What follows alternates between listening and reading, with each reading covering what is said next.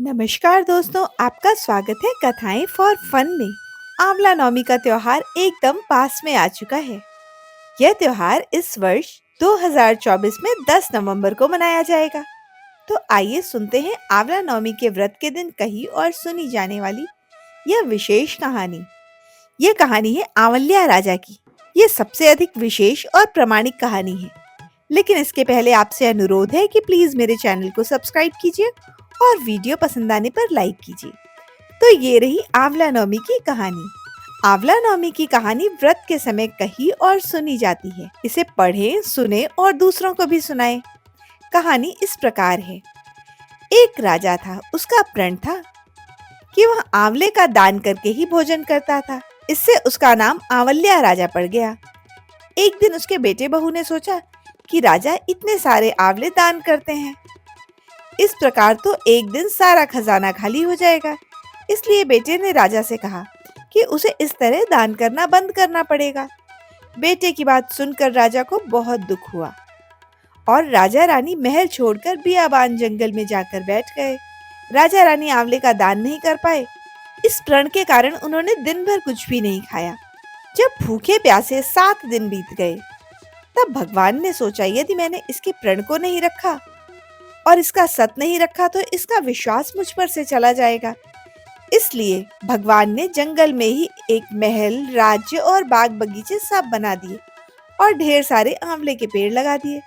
सुबह राजा रानी उठे तो उन्होंने देखा जंगल में उनके राज्य से दुगना राज्य बसा हुआ है। राजा ने कहा, रानी देख, सत मत छोड़े सूरमा, सत छोड़या पत जाए, सत की छोड़ी लक्ष्मी, फेर मिलेगी आए।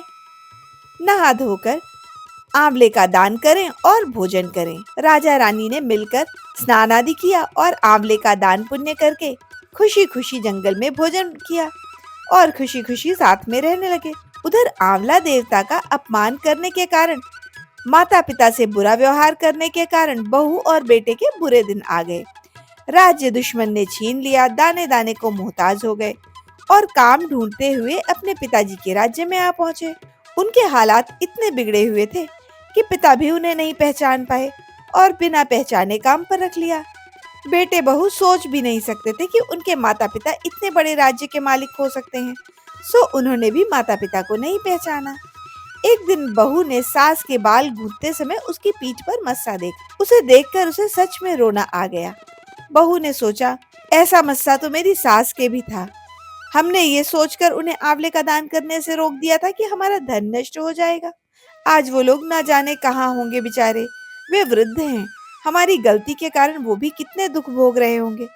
यह सब सोच सोचकर बहू को रोना आ गया और बहू की आंखों से आंसू टपक टपक कर सास की पीठ पर गिरने लगे। रानी ने तुरंत पलटकर देखा और पूछा, तू क्यों रो रही है? तो उसने बताया, आपकी पीठ जैसा मस्सा ही मेरी सास की पीठ पर भी था। हमने उन्हें आंवले का दान करने से मना कर दिया था, इसलिए वे घर छोड़कर चले गए थे। तो रानी ने उन्हें पहचान लिया और सारा हाल पूछा और अपना हाल बताया। अपने बेटे बहू को समझाया कि दान करने से धन कम नहीं होता बल्कि बढ़ता है। बेटे बहू ने भी अब सुख से राजा रानी के साथ रहना शुरू कर दिया। हे भगवान, जैसे राजा रानी को दिया वैसे सबको दे, जैसे राजा रानी का सत रखा वैसे सबका सत रखना। कहने वाले, सुनने वाले और कथा में हुकारा भरने वाले सभी के ऊपर अपना आशीर्वाद रखना और सबके दिन वैसे ही अच्छे करना जैसे राजा रानी के और उनके बेटे बहू के किए। दोस्तों, ये कहानी आप YouTube के माध्यम से सुन रहे हैं, इसलिए इस कथा को सुनने के बाद आप हुकारा तो नहीं लगा सकते। तो प्लीज कमेंट बॉक्स में विष्णु भगवान की जय लिखिए। आशा है ये कहानी आपको पसंद आई होगी। कथा सुनने के लिए आप सभी का धन्यवाद।